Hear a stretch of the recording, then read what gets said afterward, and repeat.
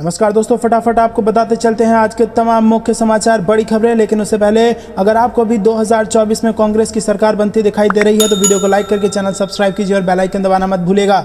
राकेश टिकैत का भाजपा पर हमला, बोले 2047 तक किसानों की जमीन उद्योगपतियों को दे देगी सरकार। जी हां दोस्तों, आपको बता दें कि भारतीय किसान यूनियन राकेश टिकैत के राष्ट्रीय प्रवक्ता राकेश टिकैत ने भाजपा की राज्य और केंद्र सरकार को किसान विरोधी करार देते हुए कहा कि इससे बचकर रहना होगा और इस सरकार की योजना 2047 किसानों की जमीनों को उद्योगपतियों को देने की है। इसलिए जमीन बचाने को किसान को जागरूक रहने की जरूरत है।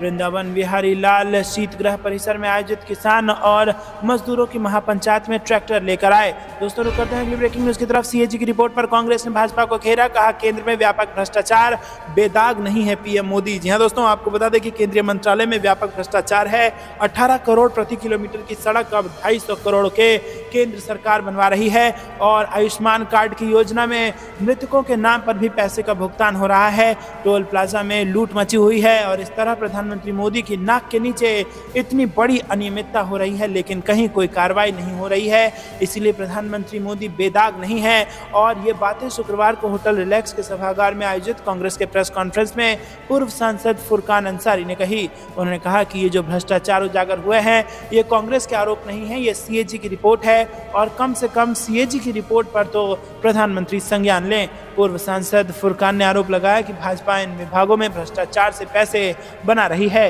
रुक करते हैं ब्रेकिंग न्यूज़ की तरफ, जिसमें आपको बता दें दोस्तों कि पीएम मोदी के बेंगलुरु दौरे पर कांग्रेस नेता ने उठा दिए सवाल। जी हां दोस्तों, पीएम मोदी के दौरे को लेकर एक तरफ कुछ राजनीतिक दल इसे सियासी कार्यक्रम बनाने की कोशिश बता रहे हैं तो वैज्ञानिक पीएम मोदी के दौरे से काफी उत्साहित हैं। इस बीच महाराष्ट्र विधानसभा में विपक्ष के नेता और कांग्रेस नेता विजय वडेट्टीवार ने कहा है कि पीएम मोदी वैज्ञानिकों से मिलने गए।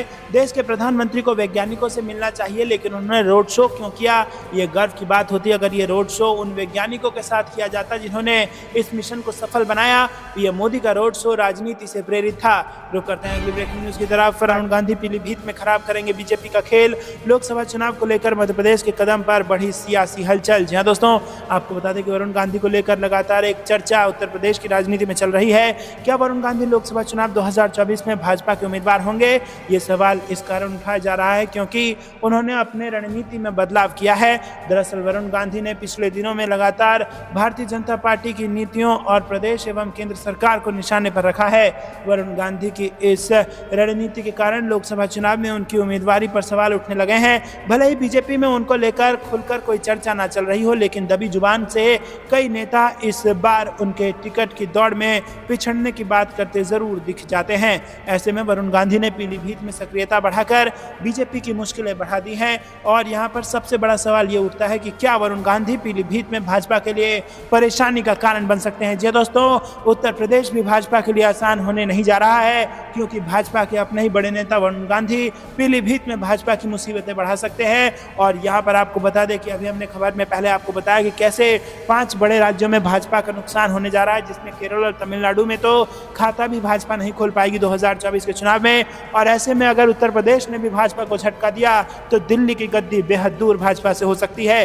रुक करते हैं अगली ब्रेकिंग न्यूज की तरफ। एनडीए के खिलाफ 400 लोकसभा सीटों पर संयुक्त उम्मीदवार उतारेगा विपक्षी गठबंधन, इंडिया संजय निरुपम का बयान। जी हां दोस्तों, आपको बता दें कि 2024 में होने वाले लोकसभा चुनाव में देश की कुल 543 में से लगभग 400 लोकसभा सीटों पर विपक्षी गठबंधन इंडिया एनडीए प्रत्याशी के खिलाफ एक ही उम्मीदवार खड़ा करेगा। इस बारे में कांग्रेस के वरिष्ठ नेता संजय निरुपम ने शनिवार को बताया कि हमने 400 से 425 ऐसी लोकसभा सीटों की पहचान की है जहां हम इंडिया बनाम एनडीए की लड़ाई लड़ सकते हैं। उन्होंने कहा कि हमारा प्रयास ऐसी सीटों पर भाजपा उम्मीदवार के विरुद्ध एक ही प्रत्याशी मैदान में उतारे जाएं। निरुपम ने कहा कि इससे मैं उत्तर प्रदेश को अलग रख रहा हूं। इसके अलावा तेलंगाना और उड़ीसा जैसे कुछ राज्य में जहां पर गैर भाजपा दल हमारे साथ नहीं है, इसलिए वहां बीजेपी के खिलाफ साझा उम्मीदवार खड़ा करना संभव नहीं हो सकेगा। कुछ छोटी पार्टियां अपने उम्मीदवार उतार सकती हैं और कुछ निर्दलीय भी चुनाव में शामिल हो सकते हैं, लेकिन हमारे लिए कोई समस्या नहीं होगी। रुक करते हैं ब्रेकिंग न्यूज की तरफ। ईवीएम हैक करके चुनाव जीतती है भाजपा, सामना में बीजेपी पर तीखा वार, चुनाव आयोग को बताया कठपुतली। जी हां दोस्तों, शिवसेना ने अपने मुखपत्र सामना में भाजपा पर हमला बोला। सामना के संपादकीय में लिखा गया है कि बीजेपी ईवीएम हैक करके चुनाव जीतती है। इसके साथ ही चुनाव आयोग को भी निशाने पर लिया गया है और कहा गया है कि चुनाव आयोग से अब कोई अपेक्षा नहीं की जा सकती। सकती। सत्ता पक्ष ने ईवीएम के साथ ही चुनाव आयोग को भी हैक कर रखा है। संपादकीय में लिखा गया है कि सत्य को कितना भी दबाने की कोशिश करें वो लावे की तरह बाहर आ जाता है। और बीजेपी सांसद डी अरविंद ने कहा है कि मतदाताओं, तुम कोई भी बटन दबाओ, वोट बीजेपी को ही जाएगा। इसका सीधा अर्थ यह है कि बीजेपी ईवीएम हैक करके चुनाव जीतती है। चुनाव आयोग की भूमिका पर सवाल उठाते हुए मुखपत्र लिखता है कि चुनाव आयोग अब निष्पक्ष नहीं रहा, बीजेपी की केंद्र सरकार का काम करने वाला ही बन चुका है। चुनाव आयोग में गुजरात मॉडल के अधिकारियों को लेकर उनसे मनचाहे अच्छे बुरे काम करवाए जा रहे हैं। महाराष्ट्र में जिस तरह से शिवसेना व धनुष बाण चिन्ह शिंदे गुट के हाथ में दिए गए हैं, इस मनमानी पर मुहर लग चुकी है। रुक करते हैं अगली ब्रेकिंग न्यूज की तरफ। राहुल गांधी का बयान, संसद में उठाएंगे लद्दाख के लोगों के मुद्दे और उनकी आवाज दबाई जा रही है। जी हां दोस्तों, कांग्रेस नेता राहुल गांधी ने लद्दाख के लोगों के मुद्दे को संसद में उठाने का शुक्रवार को संकल्प जताया और आरोप लगाया कि उनकी राजनीतिक आवाज को दबाया जा रहा है और रोजगार को लेकर केंद्र सरकार के वादे झूठे निकले हैं। गांधी पिछले एक सप्ताह से केंद्र शासित प्रदेश लद्दाख के दौरे पर हैं और कांग्रेस के पूर्व अध्यक्ष राहुल गांधी ने प्रधानमंत्री नरेंद्र मोदी के मासिक रेडियो प्रसारण पर परोक्ष तौर पर कटाक्ष करते हुए कहा कि मैं लद्दाख के कोने कोने में गया और युवाओं से, माताओं बहनों से, गरीब लोगों से बात की। दूसरे नेता हैं जो सिर्फ अपने मन की बात करते हैं, मैं आपके मन की बात सुनना चाहता हूं। गांधी ने सोशल मीडिया मंच एक्स पर किए पोस्ट में कहा कि चीन ने हिंदुस्तान के हजारों किलोमीटर जमीन छीन ली है और प्रधानमंत्री इस बात को नकार कर झूठ बोल रहे हैं। ये लद्दाख का हर व्यक्ति जानता है। उन्होंने कहा कि लद्दाख के मुख्य मुद्दे हैं, यहाँ के लोगों की राजनीतिक आवाज दबाई जा रही है और रोजगार के लिए सरकार के सभी वादे झूठे निकले हैं और मोबाइल नेटवर्क और हवाई सुविधा की कमी। अगली सदन में इन सभी मुद्दों को संसद में उठाऊंगा। इस स्वागत और मोहब्बत के लिए लद्दाख के लोगों का बहुत बहुत धन्यवाद। तो दोस्तों, राहुल गांधी लद्दाख के मुद्दे को अब अगले सदन सत्र में उठाएंगे। रुक करते हैं अगली ब्रेकिंग न्यूज की तरफ, लेकिन उससे पहले अगर आप भी राहुल गांधी का खुलकर समर्थन करते हैं तो वीडियो को लाइक करके समर्थन दर्ज कराइए और अभी तक नहीं किया है तो वीडियो लाइक जरूर कीजिएगा। दोस्तों, रुक करते हैं अगली ब्रेकिंग न्यूज की तरफ। लोकसभा चुनाव 2024 से लेकर बड़ी खबर आ रही है। अगर आज हो जाए आम चुनाव तो इन बड़े राज्यों में बीजेपी को उठाना पड़ सकता है भारी नुकसान।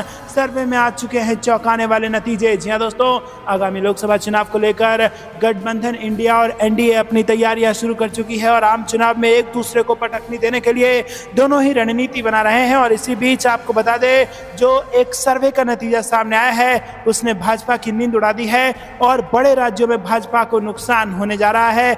और यहाँ पर सर्वे में बिहार, केरल, तमिलनाडु, महाराष्ट्र, पंजाब और पश्चिम बंगाल में बीजेपी को भारी नुकसान होता हुआ दिखाया गया है। जी हां दोस्तों, दक्षिण के इसमें दो राज्य हैं, केरल और तमिलनाडु। इसी के साथ दोस्तों पश्चिम बंगाल, पंजाब, महाराष्ट्र और बिहार, ये कुछ बड़े राज्य हैं जिसमें भाजपा को बड़ा नुकसान झेलना पड़ सकता है।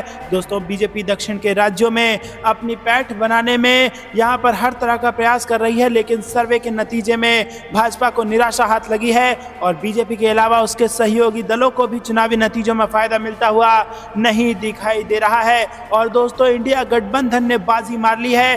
बिहार के 40 लोकसभा सीटों में से बीजेपी वाली एनडीए को 14, जबकि गठबंधन इंडिया को 26 सीटों पर जीत मिल सकती है।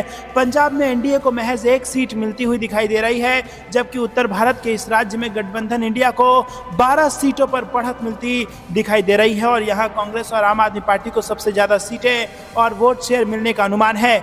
महाराष्ट्र में भी बीजेपी को कुछ खास फायदा होता हुआ दिखाई नहीं दे रहा है।